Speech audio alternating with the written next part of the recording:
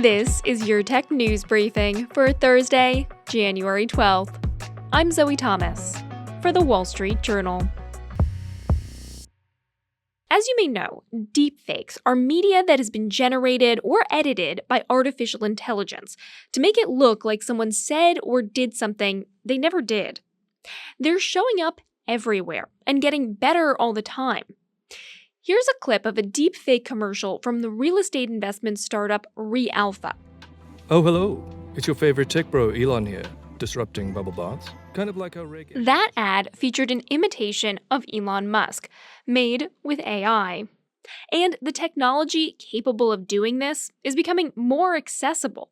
It underpins popular apps like text generator ChatGPT and the avatar maker Lensa. Now, regulators in China are taking the first steps to try and restrict the production of deepfakes. And regulators around the globe are watching to see how well they can pull it off. With me to discuss this is our reporter, Karen Hao. Hi, Karen. Thanks for joining me. Thanks so much for having me, Zoe. So, can you start off by telling us about these new rules? What do they do? So these rules are basically an attempt to try and curb all kinds of generative AI tools, which is a broad category of different types of AI software that are using AI to synthesize or edit audio, video, images, text, and chat-based systems. And these tools are also capable of generating deepfakes alongside more entertainment or commercial-like purposes.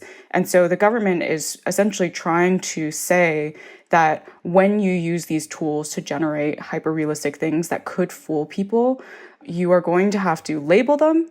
And if you are trying to maliciously spread fake news, that is now illegal. This is part of a broader effort by Beijing to tackle what people see on the internet, right?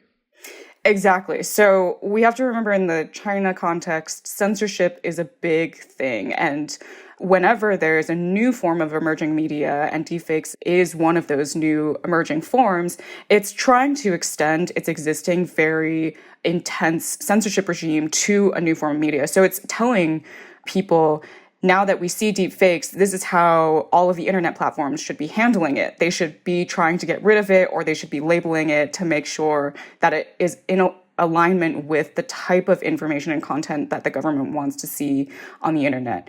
So on one hand, it's not really surprising because the Chinese government has always taken this very heavy-handed approach to censoring free speech. But on the other hand, it is still an interesting rule that we should be looking at outside of China, because it's clear that China has been following the global debates around deepfakes and around how it could fuel misinformation. And it has adopted within its rules some of the emerging best practices around labeling for handling these things. And so it's sort of like a large case study now on the types of provisions that other regulators in the EU or the US are considering right now in terms of how such labeling provisions could be implemented, how they could be enforced, and what kind of impact they might have on businesses. I want to come back to that global implication in a second, but first, because there are applications that are based on this kind of AI that we're more used to, say, here in the US, something like OpenAI or Lensa, which we've covered on the show before. Can you tell us about some of the applications that do this in China that might be subject to these rules? Yeah, so we have Lensa over here. Baidu has something similar. Baidu is basically China's major search engine, but it also does a whole host of other things. Like it also has its own self-driving car division, similar to Alphabet. And in the last year or 2 years, while there's been a generative AI explosion in the US, there's been a similar situation with Baidu and other Chinese companies building things like avatar generators or text generators or painting generators that are more in the style of like Chinese paintings, for example. So it could impact these companies, but these companies, the larger tech companies, have already been quite careful in making sure that they aren't generating sensitive content because they know the rules of the game. They anticipated that this would become an issue. So actually what might happen more is that external generative AI tools outside of China that don't have the same limits or restrictions, they're going to start seeing their outputs taken off Chinese platforms or labeled by the Chinese platforms when they cross into sensitive territory. How difficult, though, is it going to be for Beijing to enforce these rules?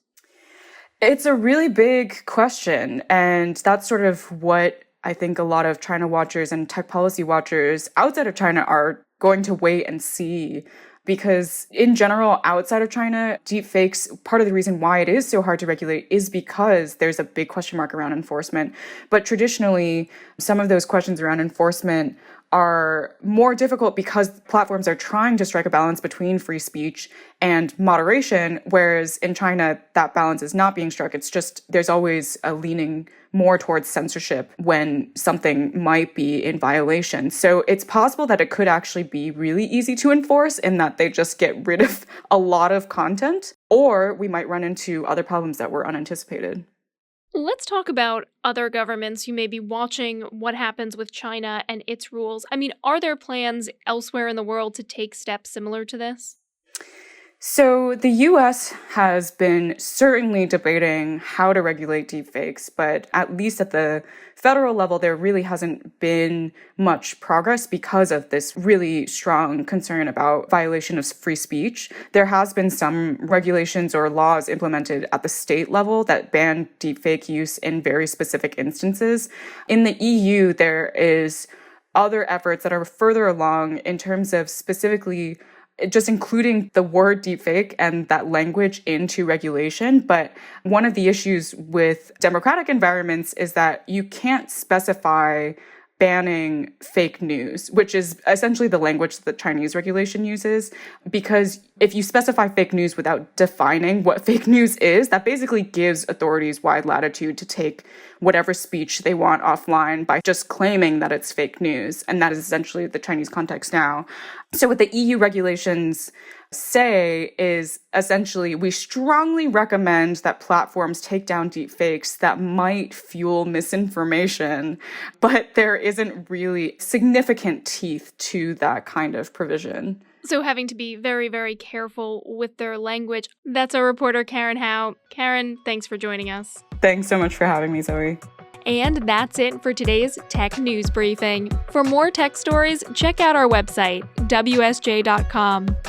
I'm Zoe Thomas for the Wall Street Journal. Thanks for listening.